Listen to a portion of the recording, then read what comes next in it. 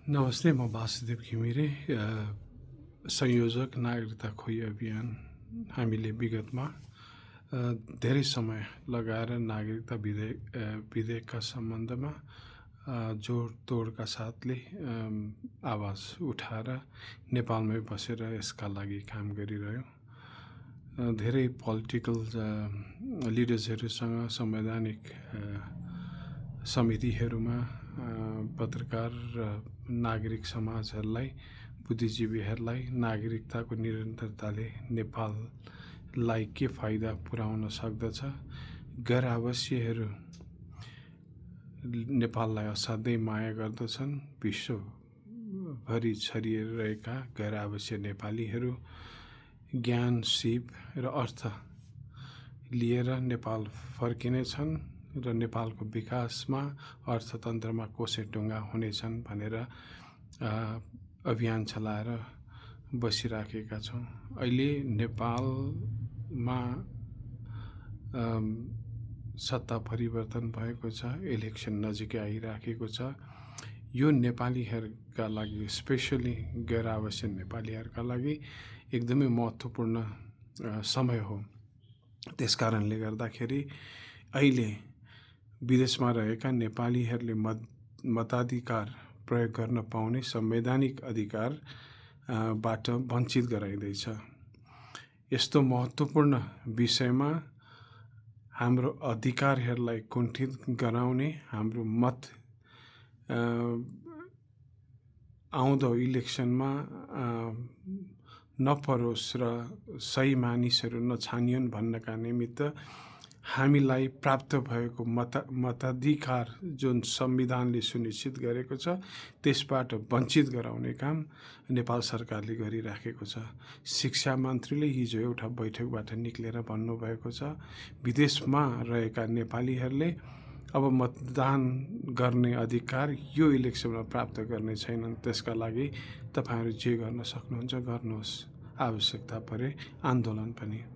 तर अचम्म लाग्दो कुरा के छ भने हाम्रा सङ्गठनहरू, गैर आवासीय नेपालीका लागि गठन भएका सङ्गठनहरू यस विषयमा मौनता साधेर बसेका छन्। उनीहरू यो विषयमा किन आवाज उठाउँदैनन्?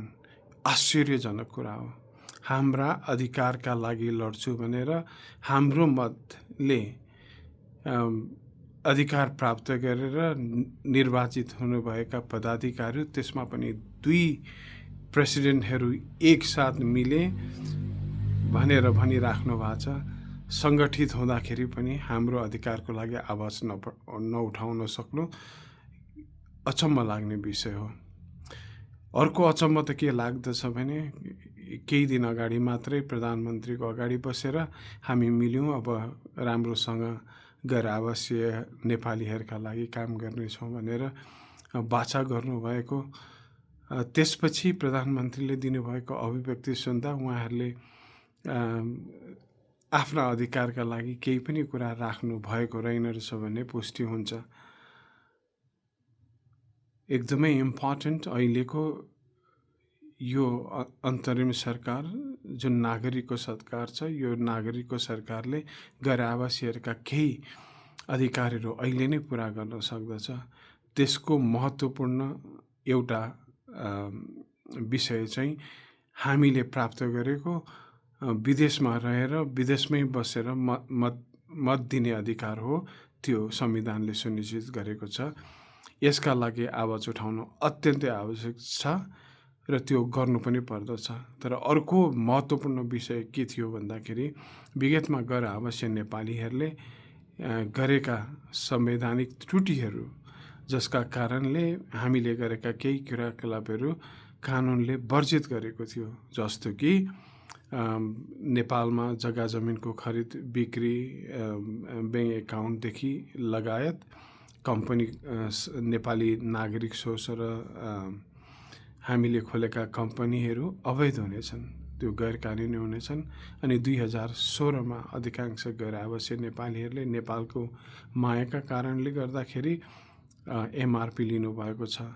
यस्ता गल्तीहरूलाई आम माफी दिलाउनका लागि गैर आवासीय नेपाली सङ्गठनहरूले काम गर्नुपर्ने थियो। प्रधानमन्त्रीको अगाडि बसेर त्यस्ता कुराहरूलाई यो मन्त्री परिषदबाट निर्णय गराएर आम माफीको लागि राष्ट्रपति मार्फत अनुमोदन गराउनु पर्ने थियो। त्यो कुरामा पनि अहिलेको सङ्गठनका प्रतिनिधिहरू चुक्नु भएको छ।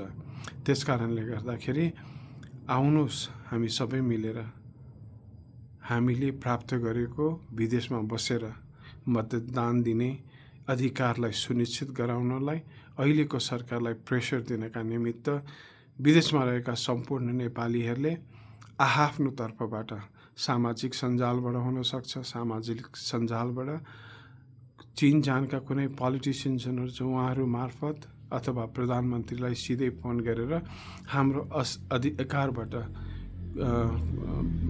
अधिकारको प्रत्याभूति गर्नका निमित्त यसैपालि यो मतदानमा भाग लिन पाउने हाम्रो अधिकारलाई सुनिश्चित गरियोस् भनेर विश्वभरि रहेका नेपालीहरूले गर्नुपर्नेछ।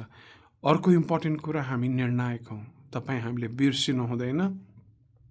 हामी नेपालको राजनीतिको निर्णायक शक्ति हौँ। हामी यति धेरै 1/3 पपुलेसन विदेशमा बसोबास गर्दछौँ। अहिलेको इलेक्सनमा हामीले हाम्रा नातेदारहरूलाई, आमा बुवाहरूलाई, साथीभाइहरूलाई एजुकेट गरेर राम्रा मान्छेहरूलाई चुनावमा प्रतिनिधि बनाएर हुन्छ या असल प्रतिनिधिहरूलाई जिताएर हुन्छ। हामीले फोन गरेर आफ्ना आफन्तहरूलाई सम्झाएर र हामीले विदेशमै बसेर पनि मतदान गर्ने अधिकारको सुनिश्चितता गरियो भने हामी नेपालको आउँदो सरकारको किङमेकर हुनेछौँ। हामी निर्णायक हुनेछौँ। हामी सही मान्छेलाई प्रतिनिधि बनाएर नेपालको प्रतिनिधि सभामा पठाएर नेपाललाई सुव्यवस्थित सम्पन्न बनाएर हाम्रा अधिकारहरू, नागरिकताको निरन्तरतालाई सुनिश्चित गर्न सक्दछौँ। त्यसकारणले गर्दाखेरि प्लिज हामी सबै मिलेर प्रधानमन्त्रीलाई कल गरौँ, अहिलेको मन्त्री परिषदलाई फोन गरौँ, आफूले चिनेका राजनीतिज्ञहरूलाई फोन गरौँ, आफन्तहरूलाई फोन गरौँ र भनौँ यसपालिको इलेक्सन अरू इलेक्सनभन्दा भिन्न हुनेछ। सही प्रतिनिधि सभामा पठाउनेछौँ। यति भन्दै मेरा 2 शब्द यहीँ टुङ्ग्याउँछु। विश्वभरि भएका नेपालीहरूलाई नयाँ वर्षको मङ्गलमय शुभकामना भन्दै बिदा चाहन्छु। धन्यवाद।